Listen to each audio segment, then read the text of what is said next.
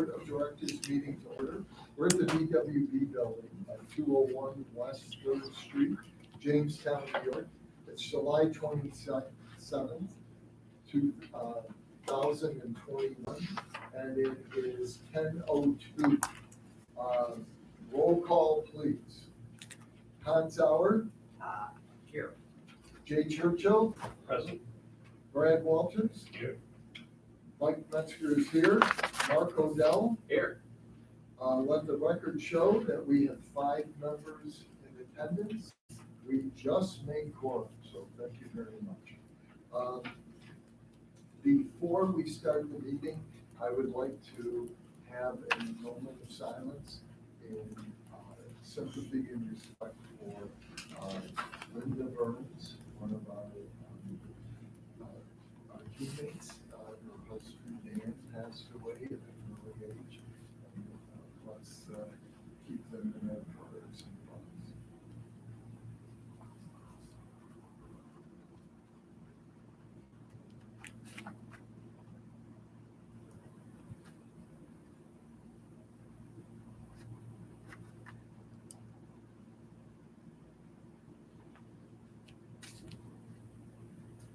Thank you.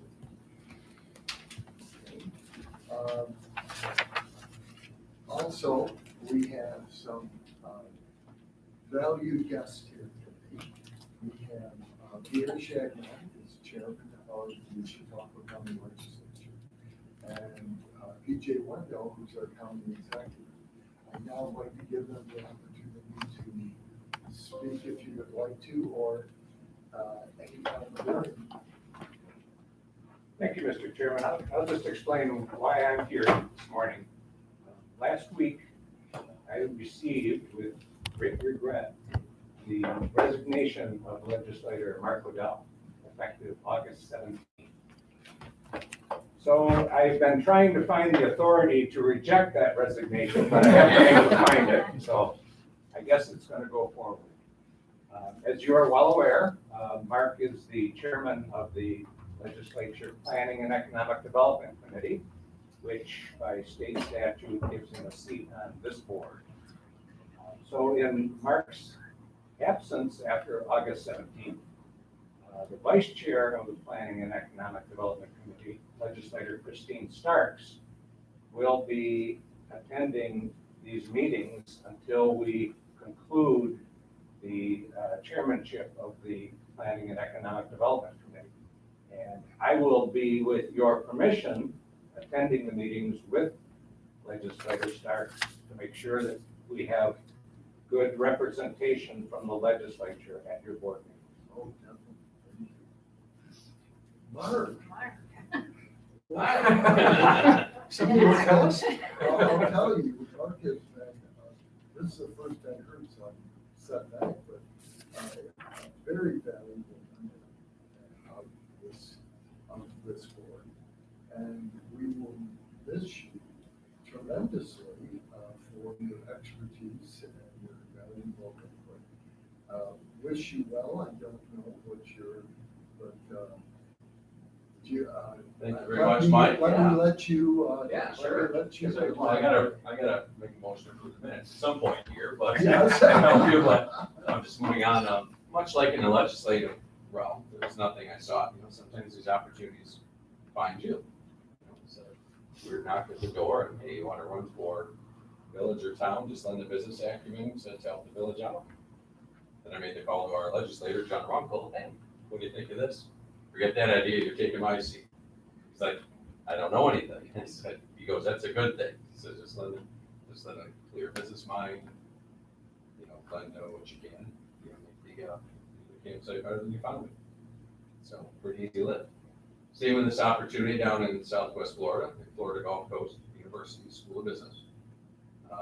Helping coordinate the efforts of the 5 economic development agencies in the 5-county region around Fort Myers. With big projects. When I was down there at HJ, or our second home, it's what's my income, much like Gorilla. You emulate who's doing things right. As we've seen. So I'm down there knocking on the doors of the EDOs when I'm on vacation, and hey, what are you guys doing here? You know, we got cranes in the sky, activity, and I'm trying to lend a little of that back here, but colleagueships become friendships, and a couple years later, you get the call out of the blue, and so, never thought of that, but let's do it. So there we go. Well, we're Next happy chapter. for you, but sad for us. Well, the good thing, I still have a half dozen properties in Chautauqua County that I'm not selling. I'll be back up here about 20% of the time and keeping a mindful eye on the budget. So, and keeping everyone, but still available as a resource anytime. Everyone's got my number, so never hesitate to use it. Well, all the best. Thank you for many years of excellent service. Thank you, Mr. Chairman. Pete? Yeah, Mike, Yeah? Mr. Chairman, I just wanted to say something. You know, Mark and I communicated quite often, you know, several times a week, and he's been such a great partner. You know, he really got his head wrapped around the issues. When he ran the PED meetings for the legislature, he was always in control and well briefed before those meetings, and really will miss you a lot, Mark, but I wish you the greatest of luck. And if you need anything from me or anyone else, please don't hesitate to call. I appreciate that, Mark. You know, and it's a continuum. You know, as I told some of my colleagues, I said, hey, none of us were here before. Most of us won't be here long after. So that's why we have charters and, you know, to carry things through and keep the continuity. So it was a pleasure to serve in this capacity during these last 6 years. But again, I'm not going away. So 20% of the time I'll still be taken around. So don't be surprised. Well, then we want 20%. No matter how hard Peter tries to find statutes. Okay, Thanks, Mr. Chairman. thank you. Eugene?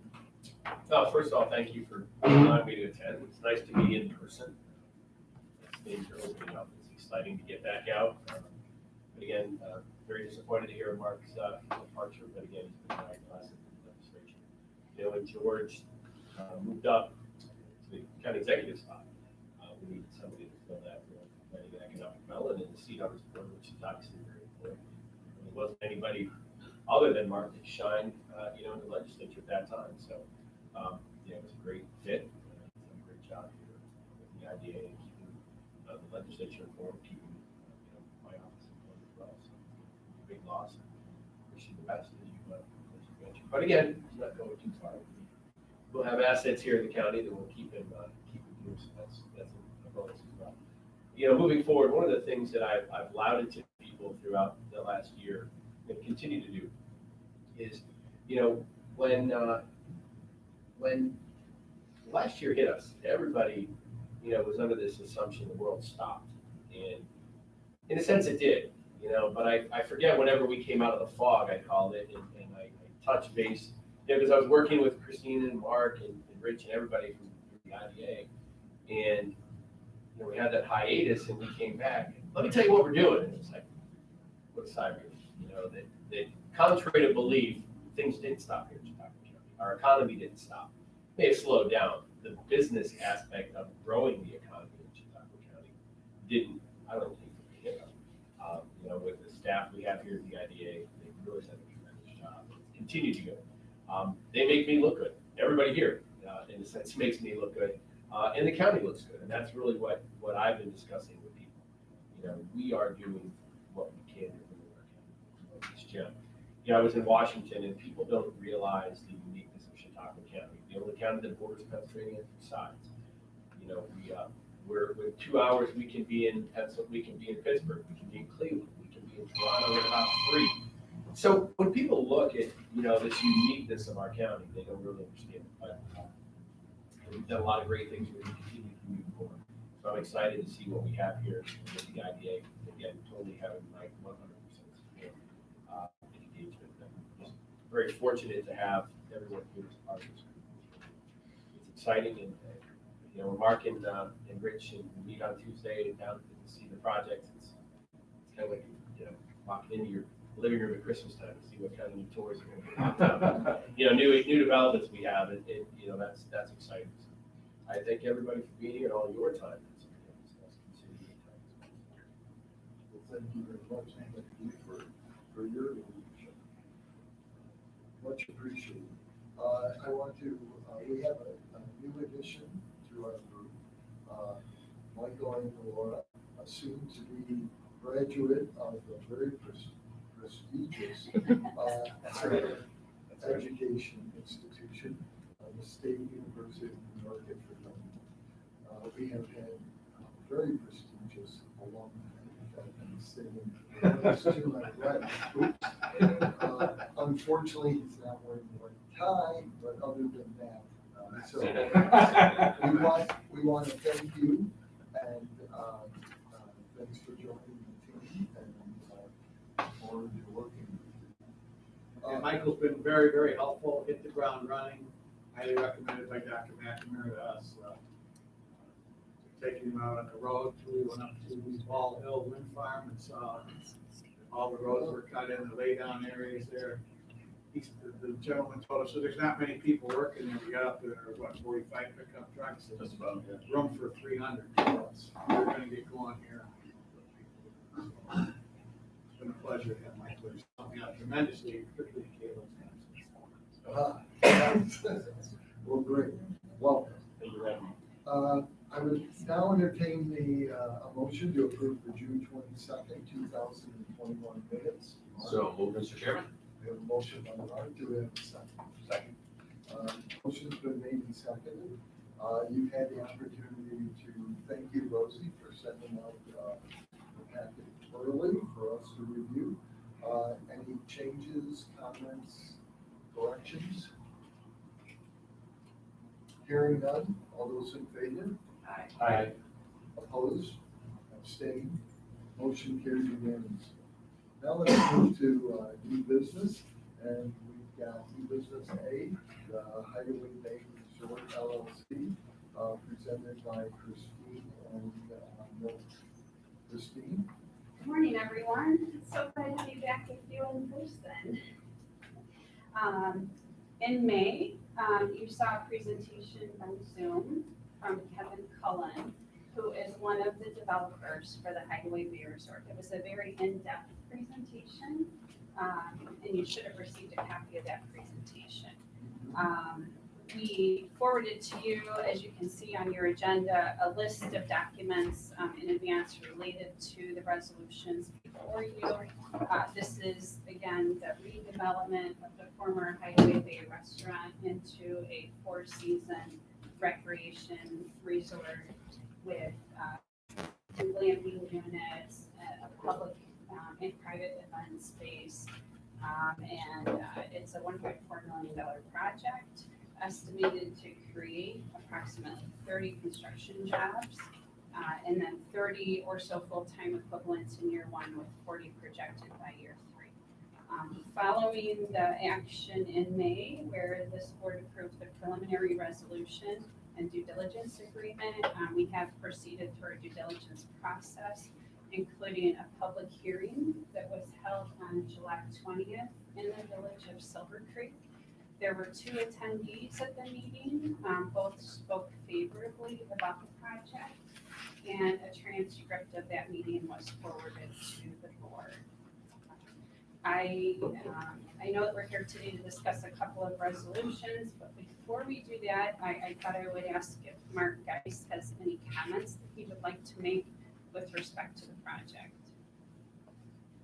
Well, yeah, thank you, Christine. I just wanted to kind of give a brief, history, very brief history of this property. We pulled that property out of the foreclosure process back in, it was prior to 2018. So, it was Senator Borrello at the time was the legislator, and he felt it was that important that we try to get the right use there. And we didn't want somebody coming in there and just tearing it down and building a home, or not putting the right amount of investment in it. And the land bank, really Gina Paradis and the IDA and our planning and economic development folks in the village have all worked really hard with the regulators and others to really queue up a really good project here. So I think this is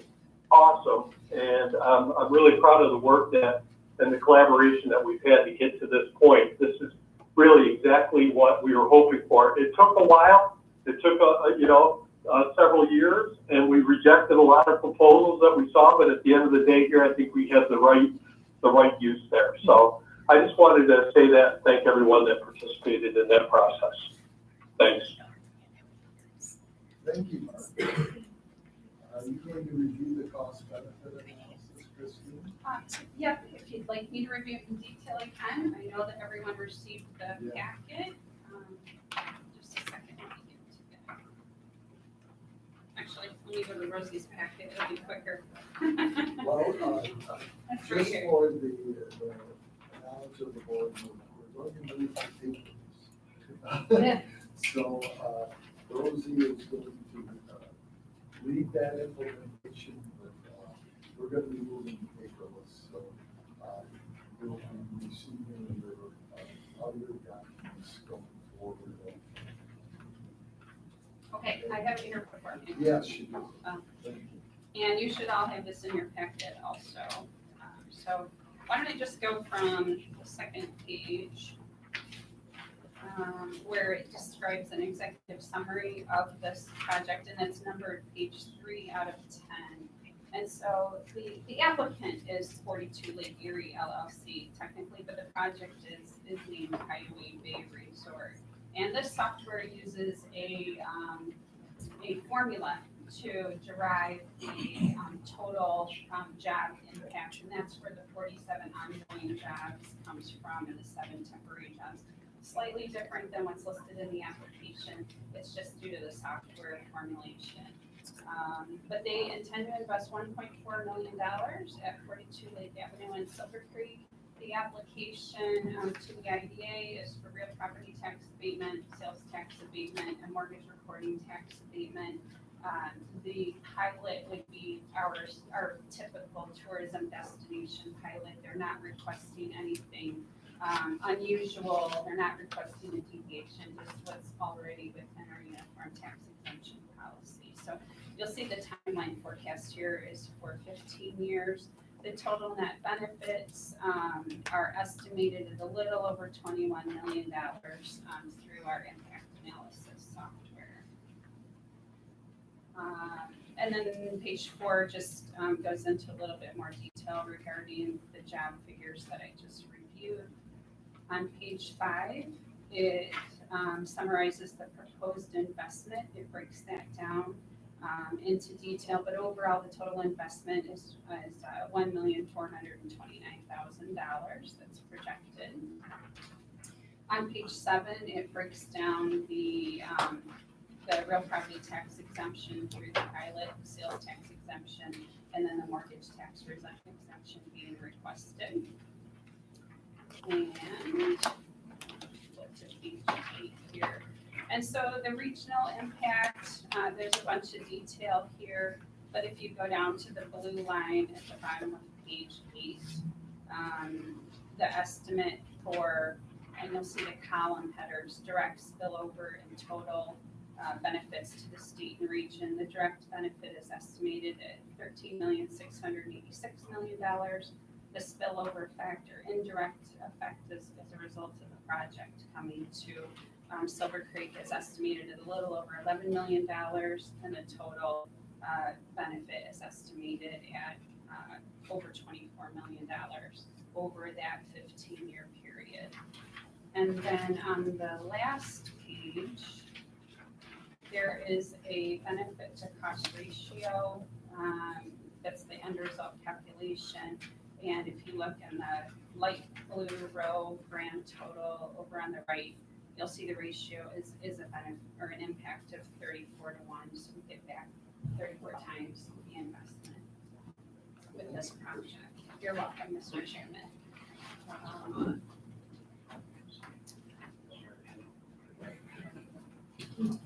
Unless there are further questions, that would conclude my remarks. And then I'm sure Melanie would like to describe the resolutions that are being presented to. There are 2 resolutions, obviously, as Christine you mentioned we do not have a deviation resolution. We are not deviating from your UTEP 15-year tourism.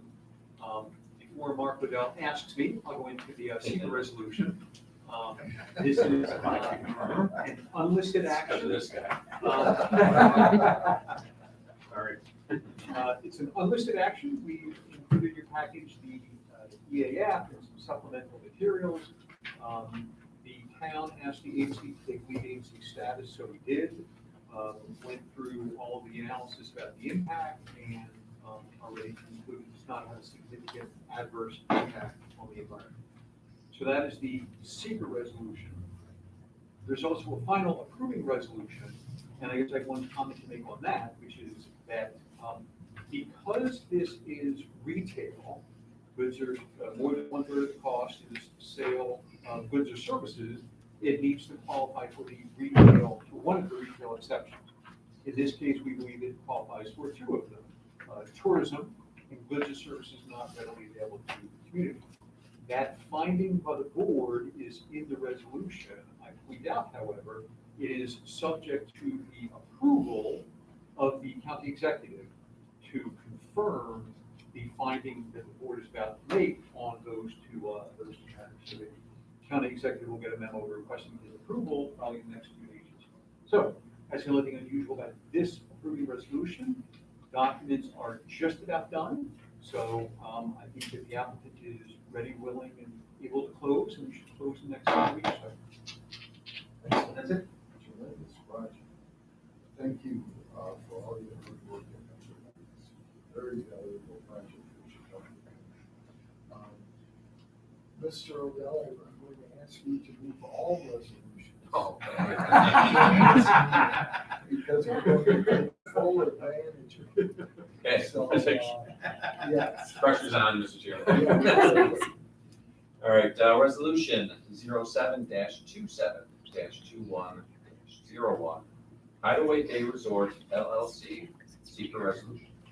Thank you. Do we have a second? Motion made by Mark, seconded by Jay. Any further discussion? You know, both of these, Mr. Chairman, if I may, I'd just like to add that, you know, I'm sure Chairman Shagnon and then legislator Wendell at the time, it was a no-brainer when we pulled these from the tax office. You know, they could just end up, you know, they could have ended up very, very poorly. But, you know, thanks, and Mark, guys, thank you for, you know, calling out the land bank on this too, and Gina's involvement in the land bank for kind of just hosting the property and keeping it under watch in the interim until the rest of the team can get together and find a suitable project like this. So thank you. If I could just add to that, you know, obviously there was a devastating fire. It had people not been in tune to what was going on. You could have torn down the building and we would have to start from scratch. And by Gina's involvement, working with Mark and the land bank, realizing that keeping one wall of the structure would keep this project alive instead of having to go back to the beginning was critical. I mean, this, you know, that forethought, that, you know, that involvement was paramount to be able to keep this going instead of having to go back to square one and look for a new, you know, new designation or a new zoning. When I heard that, I was scared when I heard it was on fire, and then when people were concerned, and I got several calls that afternoon, and Mark and Gina were right on the appropriate decisions. Save the problem. Here we are. Excellent. Thank you. Yes. Mr. Chairman, I have a question for Dylan. Why does this require the approval of the county executive? Under the state statute, the general municipal law, IDAs are restricted from doing retail projects as a very general matter. The statute just says that for tourism destinations, which we believe this is, it is subject to the confirmation of the county executive. It's one of the few times, quite honestly, where the county executive does have to approve things, but the state legislature in its infinite wisdom wanted to limit IDAs doing retail projects. So there's only a handful of exceptions, a couple of which require the county executive's approval. This is one. So I think we've done that on another tourism project. not forget which one, but that's just the way the answer is the statute. The gentleman just below the line. Thank you. Any other questions or comments? Hearing none, roll call vote, please. Hans Sauer, Aye. Jay Churchill, Aye. Brad Walters. Aye. Michael Metzger votes aye. Mark Odell. Aye. Let the record show that there are 5 votes in the affirmative. Motion carries unanimously. Mark, if you could please. Certainly, Mr. Chairman, resolution 07-27-21-02, Hideaway Bay Resort LLC, final resolution. Thank you. Do I have a second? Second. Second, motion made by Mark, seconded by Hans. Any further discussion? Hearing none, roll call please. Hans Sauer, Aye. Jay Churchill. Aye. Brad Walters. Aye. Michael Metzger votes aye. Mark Odell. Aye. Let the record show that there are 5 votes in the affirmative. Motion carried unanimously. Well, we have the dynamic duo of Christine and Owen for new business. I'll wear my cape next time. You wear your cape. You got the mask. I got the mask. I got the uniform. Oh, you got the uniform. Very good. This is also an exciting project, the RAP One Solar LLC. Christine, please. Yes, and I think we have Pat Goodale on the line, who will speak in just a moment. Pat Goodale represents Saturn Power. He presented to this board last month when we reviewed the RAP 2 solar project, which will be the next project on the agenda. But the RAP 1 solar project is coming to us for the first time. I think we mentioned last month that it was coming. It was just, taking Melon's remarks, it was just a matter of timing with the processing, and then these would occur pretty much simultaneously. So for the RAP 1 solar project, I'm just going to mention a couple high-level things and allow Pat to get into some more in-depth description of the project. We've received an application for a pilot tax lease, including real property tax abatement, with a requested term of 25 years, sales tax abatement, mortgage reporting tax abatement. And as with all small commercial solar applications and pilots, it is a deviation from the Uniform Tax Exemption policy, because we just don't have this in our policy. Our policy was drafted before these projects came about. So that's really the crux of the application. I know Pat is going to describe the project in more detail, so I won't steal his thunder. Before you today, for your consideration is a preliminary due diligence resolution. It would be our first step in the process before we would move forward with all the other steps toward consideration for potential later approval. Pat, are you on the line with us? I am, yes. Wonderful. Well, welcome. Good morning, everyone. Good morning. Good morning. We all have a hard copy of your presentation that you provided in advance. We all have that in front of us. If you'd like to reintroduce yourself, we have some attendees here today who weren't at our last meeting. So if you could just reintroduce yourself, your role, and then just go straight into the overview.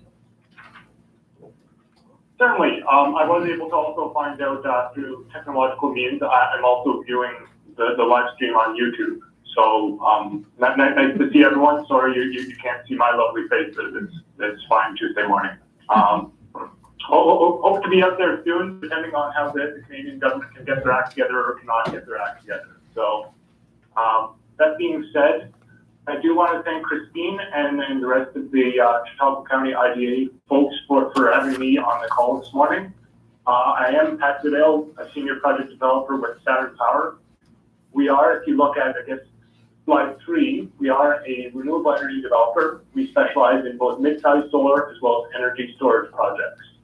So we're a privately owned company that I guess the founding was based on 2 farmers. So the 2 individuals started out in the agricultural business, and then from there were able to to expand and then decided to take it on themselves to develop a renewable energy company of humble roots 14 years ago. And now we've grown to a team of over 50 people with over 500 megawatts of design and I guess solar project experience. So that said, looking at the idea of where we've been, we do have a focus on the North American market. We did make our mark in the Ontario market first. We are a Canadian-based company, but after the Ontario market started to dry up, we did explore other opportunities, and we did see that there was an opportunity in New York State. Under normal times, I would be in New York State at least on a once-a-week basis, but these are definitely not normal times, but hopefully things are starting to normalize and start to become a bit more normal in the future, I guess. I do want to touch on just some particulars as it relates to RAC 1, this project that I am discussing today. We are looking at it as a 5 megawatt project located on Stone Quarry Road in the town of Sheridan. We do have, or we are benefiting from the NYSERDA community distribution program, whereby it's a 25-year term for community solar. We do also have site control with Mr. Dennis Rack with a long-term lease. Looking at slide number 6, just a couple of key updates or similar updates what we saw last month with RAC 2. The big one right now is the second payment. So we have submitted an interconnection study to National Grid. We made our first 25% payment in February, and we are looking at the second payment. The 75% of connection costs are due by the end of this week. As of 15 minutes ago, I talked to our accounting folks, and they're planning to actually make it today. So we are very quickly looking at the idea of locking down the interconnection piece of this puzzle. Once we do make that payment, we are hoping to have a kickoff meeting with the utility, and we are then hoping to finalize a construction schedule. So that'll be coming in the next couple of weeks. On slide 7, looking at just some of the permanent status, just some high level, we have received a secret negative declaration from the town of Sheridan. We have also the site plan approval. In April of 2021, we've received both. We also received USAC approval in April of 2021. We do have a no effect letter from SHPO. We are in the process of working with NISM, the New York State Department of Agriculture and Market, to get their sign off. We do have sign off from the Federal Aviation Authority, and we have also received confirmation that there are no critical habitats on site as it relates to U.S. Fish and Wildlife. On slide 8 is a replication of a previous slide. What we are looking at the idea of, as I mentioned today, we are going to be making the 75% payment, and then we are looking at, in the next couple of weeks, we're going to have a kickoff meeting with National Grid, and then we will be able to look at the idea of ideally planning construction start sometime late fall of 2021, with the commercial operation expected in summer, sometime next year.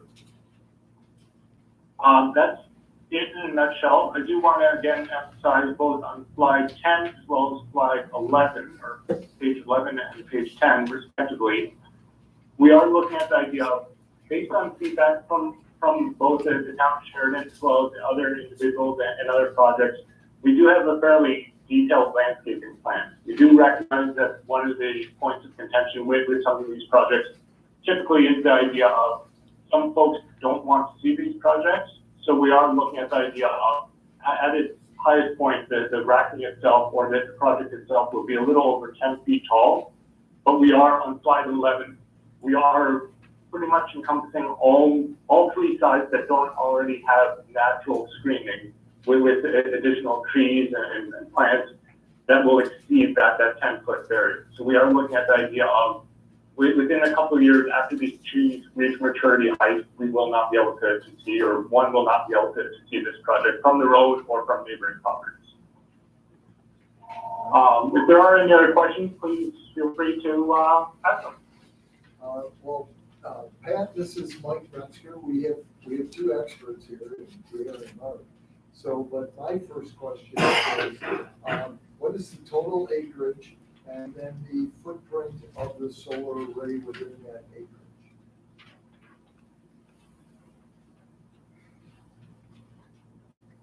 I have that right. Great, good question. I wanted to confirm with the latest layout, but I'm going to say roughly we're looking at about 35 acres will be the total footprint of the project.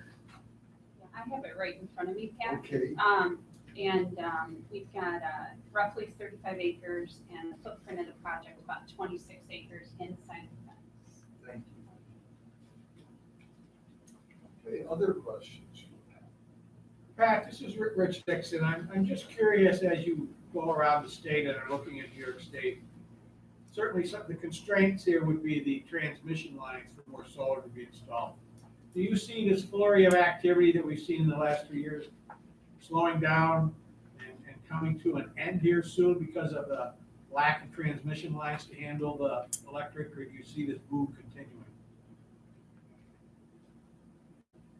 I think that's a very good question, Rich. I wish I had a crystal ball and would be able to tell you exactly where the New York market is going.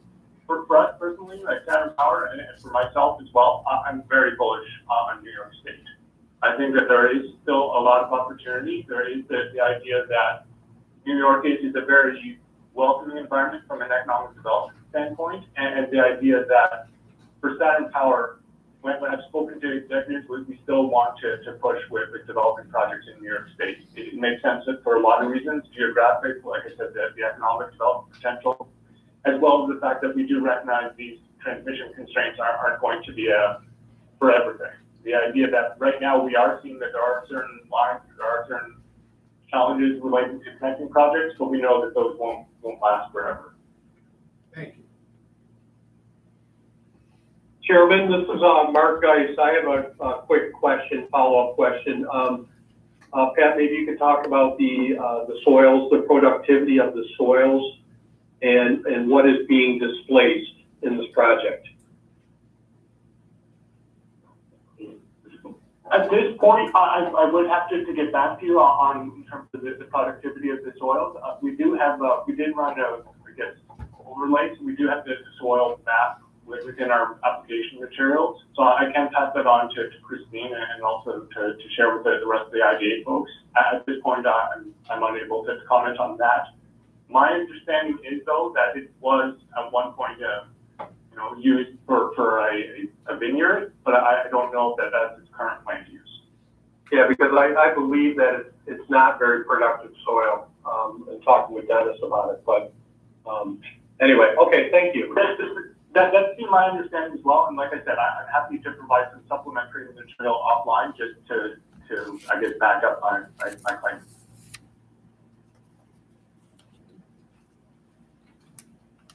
Any other questions for Pat or Christine?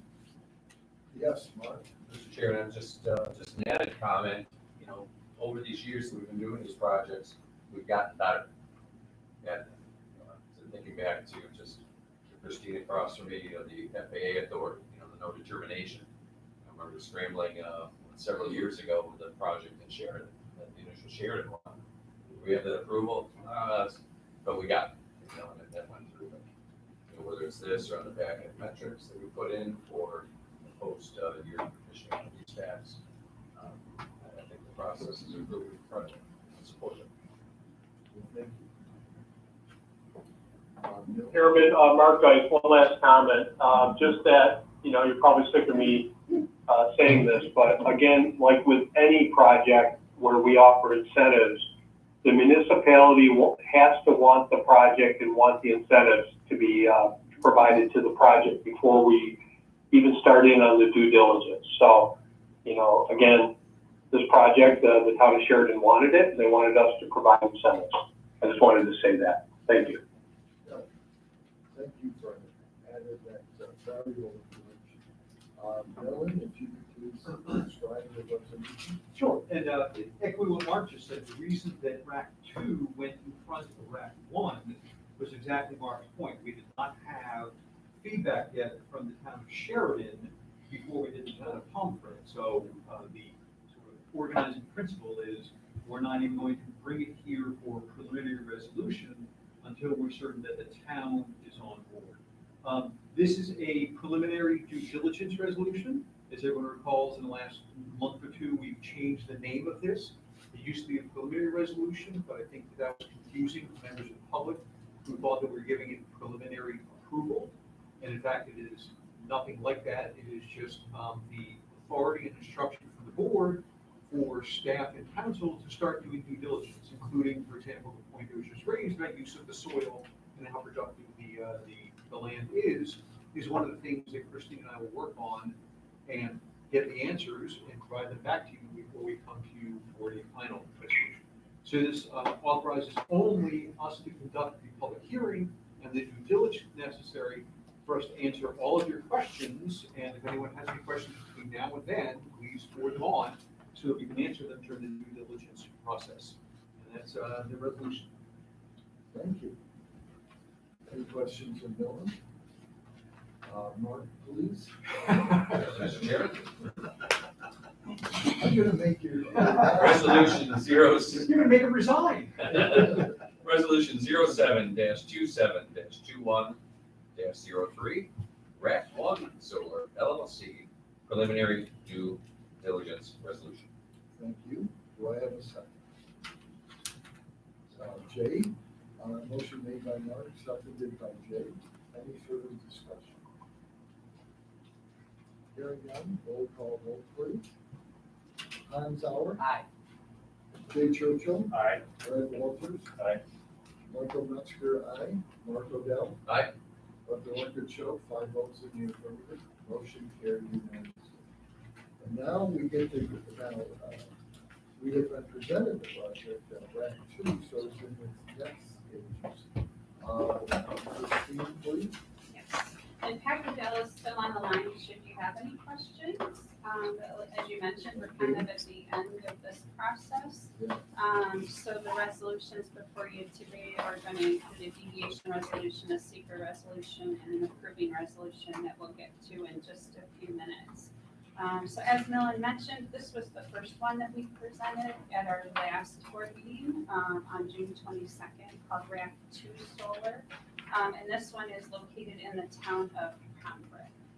This is a 3.5 megawatt AC solar farm. The application that we received requested pilot and taxes benefits, 25 years of real property tax abatement, sales tax abatement, and also a mortgage recording tax abatement. And as I mentioned previously, all of these small commercial solar projects would be a deviation from our uniform tax exemption policy because it's not included in there. It is a $5.46 million project with one full-time equivalent permanent job projected and about 21 construction jobs. At the last meeting, we passed the preliminary due diligence resolution and due diligence agreement, which was signed and returned to us. On July 20th, we held a public hearing at the Town of Concord Town Hall. No members of the public attended, and we did not receive any comments, before or after the meeting either.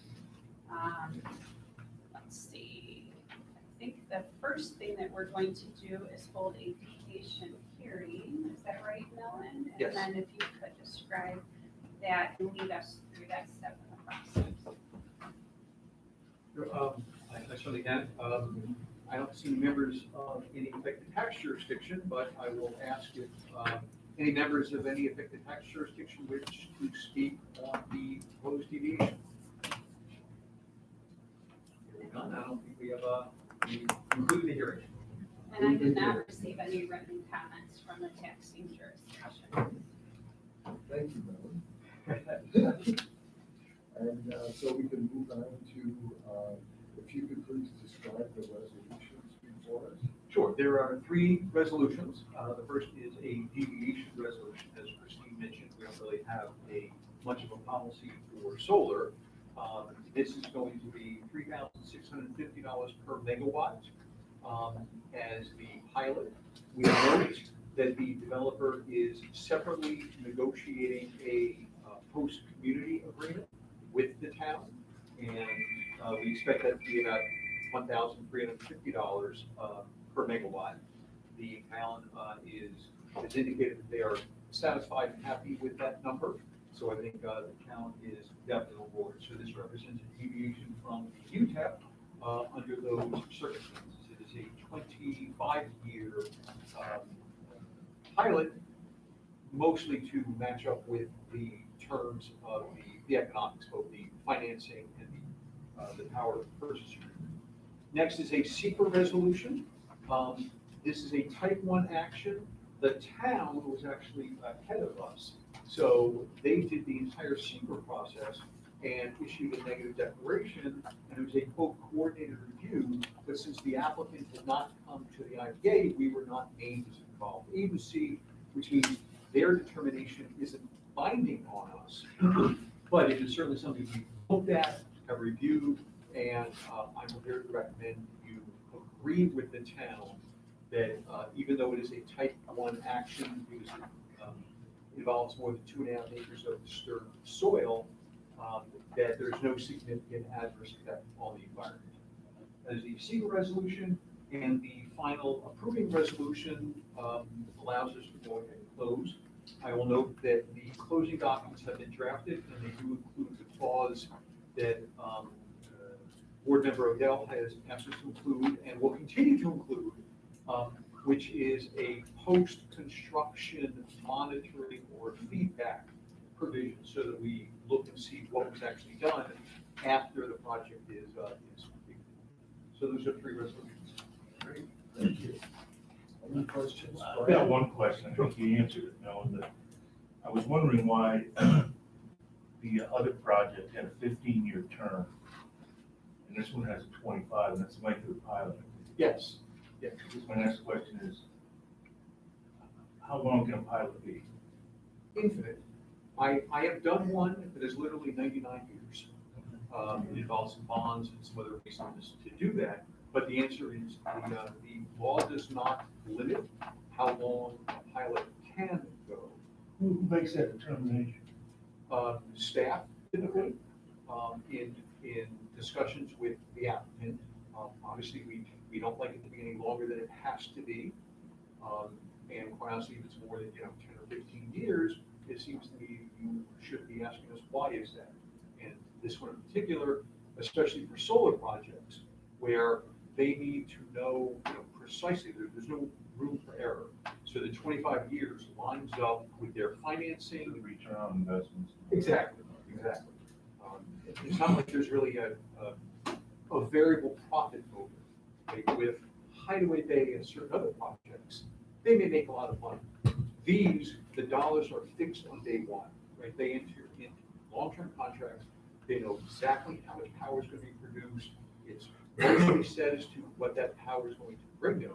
So they need a very certain tax base as to what they're going to pay. There's some other projects where they can deal with the uncertainty in the later years. These we find typically can't. Yeah, I just was curious because typically on the ROIs, people are looking at 20-year time frames. Right. No, And again, we try to keep it shorter, just because the effective tax jurisdiction want as short as Right. possible, so they'll probably just put it back on the tax roll sooner rather than later. And this year we had an opportunity for input and discussion around the pilot, right? They could share with us their opinion. Yes, I mean, they get notice, especially if, they get specific notice if it's a deviation, right? So when we adopted the UTEP, all the effective tax jurisdictions had comment. Obviously, these are deviations, so they get specific notice and the opportunity to come back to us. Now, in this case, we know from discussions that the town is on board. We've not gotten any feedback from the school or the county. And again, these, you can certainly say this is added tax money because the land is sitting fallow, if you will, anyway, so that all of the effective tax jurisdictions are, this is a good thing for them, they're getting money they would not otherwise have. But the answer to your question, Hans, is yes, they get specific notice, and they can come back to us and say, we like the pilot, we don't like the pilot. And when they do so, we report that back to the board. The board can take that into consideration and make their decision. Good discussion. Typically try to align with the life of the project, financing associated with the project, Dean made an excellent point. This is incremental tax dollars to the jurisdictions. So it's, we always say that if they pay the full amount, well, realistically, without the project, they wouldn't get any. So, I like to stress the incremental amount of taxes that are being received due to the completion of the project. I'd like to add to that, the state law has changed the last couple of years. One of the things that's in the resolution, it used to be just a good idea for the board to conclude this sort of but-for test, as a good steward, your fiduciary responsibilities. Now it is in the law. One of the things in the resolution is the board must find on this project and every other that but for the financial assistance, there's a substantial likelihood that the project would not move forward. So that the sort of incremental tax argument or approach, I think, is certainly justified, because you have to conclude, based on everything that you've seen, that we're not just giving money away, that this financial assistance is necessary to make the project go forward. And if that's the case, then obviously all tax dollars are incremental. Mike, I just wanted to give a little history of the taxing, because it's interesting. Yeah. When the state first passed section 487 of the real property tax law, solar, wind, and methane digesters were tax exempt from real property tax, unless taxing jurisdictions voted to opt out of that and making them taxable. In Chautauqua County, everybody opted out. The schools in particular led the bandwagon here. There were some projects up north and they weren't happy. They were losing out revenue. Since that time, there have been more legislation, some budgetary actions where, starting this year, Department of Taxation and Finance will be taking over assessment of all, I think it's solar and wind projects over 1 megawatt. So at some point, the local assessor isn't even going to have any say on how much these are assessed at. Now, they're talking about a discounted cash flow model that they're going to use in taxation and finance, and that should be out here in a few months. I think they're going to come up with a determination. How long that will be, I mean, with the assessment, one thing about an assessment, it can always change. And so this, like Millen said, this gives the developer certainty of what he's going to pay. And I personally wouldn't be surprised if in 5 years, these all go back to being tax exempt. And I like the fact that we lock these developers in to pay, and the taxing jurisdictions are going to get the money. I see that's where it's headed. You know, they're taking the siting away from the towns. Now they're taking the assessment away from the towns. Pretty soon, it's just going to be, we're going to put it there, and you're not going to get anything. So, I mean, it's just my personal opinion. So, I think these are good the way we've got it written up now. I agree with that going forward. If you look at the politics in Albany, there's obviously a very strong push for green energy. And I think that the governor and the ledge think that the more incentives they can give by driving down the real estate taxes to that. So, you know, I think that's the world to come. I think Rich made a good point. Is he wants this, they will push it. So there won't be any choice if you want it or not. It's just, and it's unfortunate, but Necessary. yeah. Well, and again, for now, we're getting the town money they would not otherwise get. There's some money from the tax jurisdictions, so this is all good. What we do in the future, if the assessment base changes and, you know, all of those decisions, we'll see what comes. But I think change is coming. And certainly the thing that we don't discuss here very much is the landowner. I mean, which, you know, in some of the projects, I'm not privy to that information. You know, some of those leases are very confidential, but the ones I have looked at, and Pat might want to comment on this, but it's 2.5 times the pilot rate, you know, for the landowner. So that money, again, back into town, helping keep the farm up, buying new pickup truck, fixing up the house, whatever. So that's one of the things that kind of gets lost. Excellent points. Any further, Christine? I just have a comment, it's not on that topic, but I should have mentioned this sooner. The town of Pomfret did already approve this project. They issued a special use permit approval on June 9th, so they have concluded their process. Any further discussion? If not, I'll ask Mr. Rodell. Certainly, Mr. Chairman. Resolution 7-27-21-04, RAC 2 Solar LLC deviation resolution. Do I have a second? Second. Second, motion made by Mark, seconded by Ern. Further discussion? Roll call vote, please. Tom Sauer, Aye. Jay Churchill. Aye. Brad Walters. Aye. Michael Metzger votes aye. Mark Odell. Aye. Let the record show that there are 5 votes in the affirmative. Motion carried unanimously. Mark, please.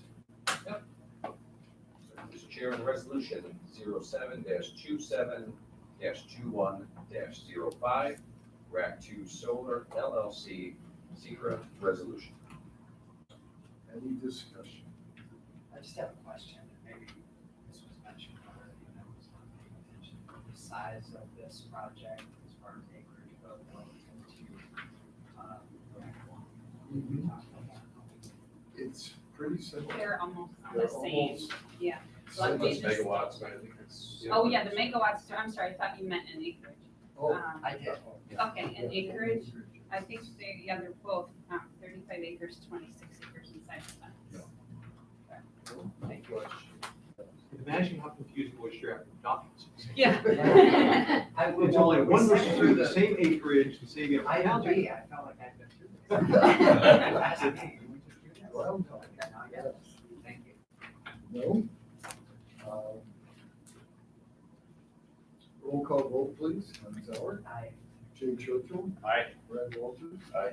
Michael Metzger votes aye. Mark Odell. Aye. Let the record show, 5 votes in the affirmative, motion carried unanimously.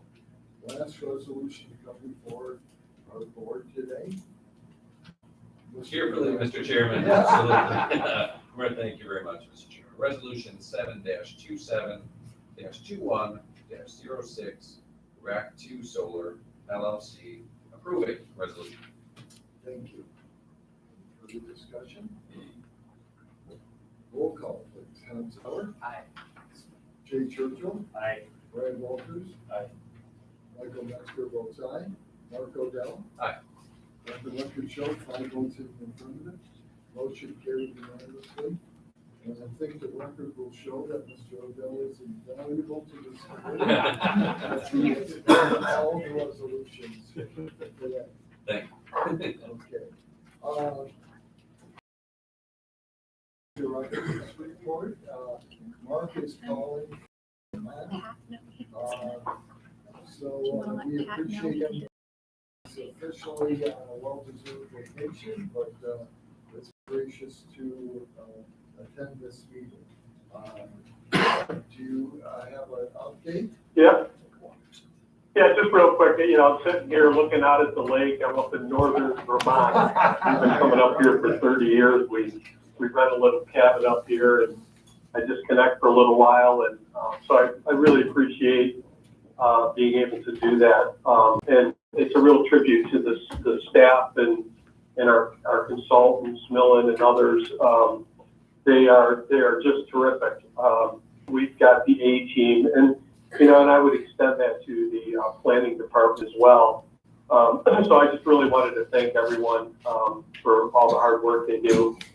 And one other thing real quick, and I've got some things I want to talk about in executive session, but, and we'll be talking about this during the CREDC meeting, and Nate will give some details. But, we're submitting 7 CFAs, grant applications, that's consolidated funding applications before the end of this month through the Partnership for Economic Growth, which is under the umbrella of CREDC.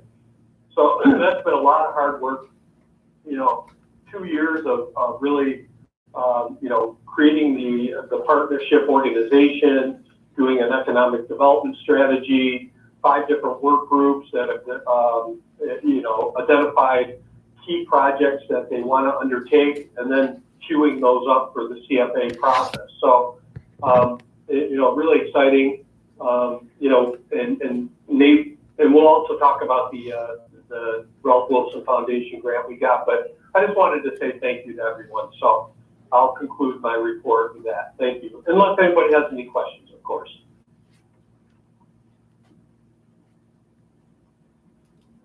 Okay, thank you, Mark, and I hope you get to enjoy the rest of your vacation.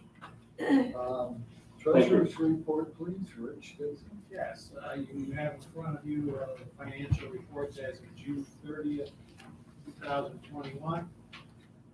First take a look at the balance sheet. I'm in my 16th year here. We're in really good shape. All programs have cash in the bank, which is good. I will note the accounts receivable under the IDA. As you know, we've had some very large projects, wind, solar, Phoenix, we're stretched out some payments, and we have money coming in for the next 5 or 6 years here to help the organization continue to operate, so that's good. That's all I really want to talk about on there, except of the $8,000 in the IDA, $200,000 of that is capital projects money from the county that we will be using to acquire some property, so that one's showed down in deferred. Next page is the statement of revenue and expense. Again, every fund is showing being in good shape this year.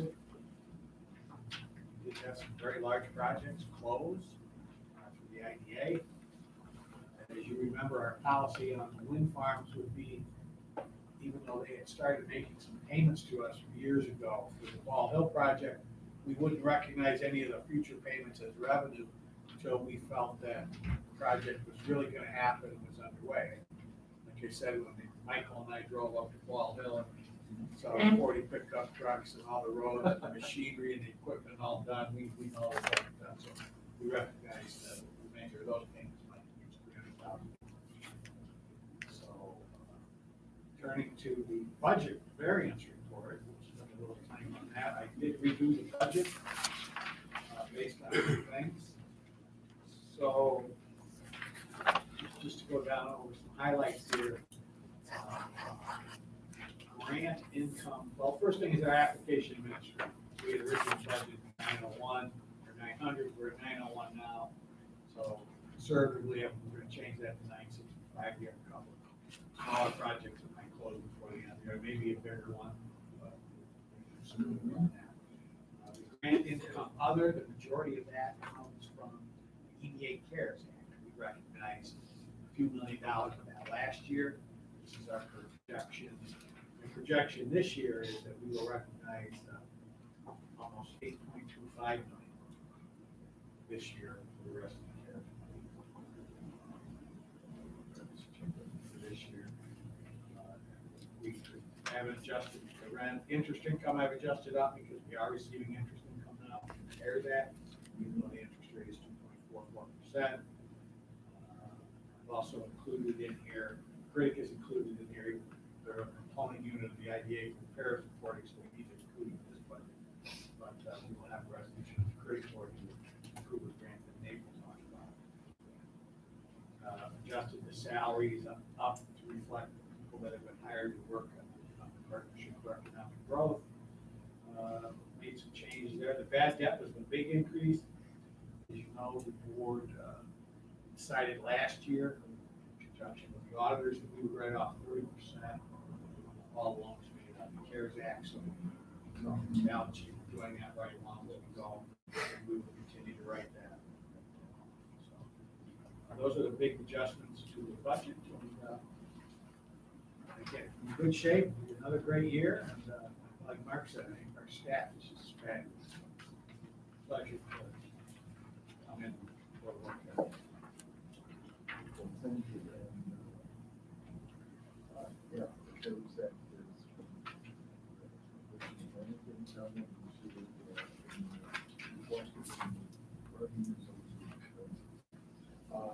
we need to take a vote on acceptance of the revised budget. I believe so. I would be, you're changing the budget. So I would entertain a motion from to revise So move, Mr. Chairman. Thank you. the budget as presented, to the new budget as presented. Do we have a second? Seconded by Jay. Motion made and seconded. Any further discussion? All those in favor? We can do the second. Don't do a roll call vote. All those in favor? Aye. Opposed? Abstained? Motion carried unanimously. Thank you, Rich, for all your hard work and effort, and we wish you well on your term goals. August 9th, I get a new knee, so I'll be out of commission for 2 weeks. Kayla comes back August 1st, so there'll be like passing trainings every night. But you're always available. Yes, which we appreciate, My wife told me she wasn't gonna hide my phone the first week. I think she's smart. If you remember back in 2007, when I had the pulmonary embolism, they sent me home from the hospital and the intensive care days, and I had my phone there. And my wife says, "You just babble incoherent." They got tired of calling you, and I hit your phone. Well, you should probably do that this time. My treasurer's report. I would like to entertain a motion to conduct an executive session to discuss the financial credit districts of the potential acquisition and lease of and or personnel matters. Do I have a motion? I will make that motion before Mark. Oh, okay. I'm gonna second that. All right, we have a motion by Jay, seconded by Mark. All those in favor? Right. Aye.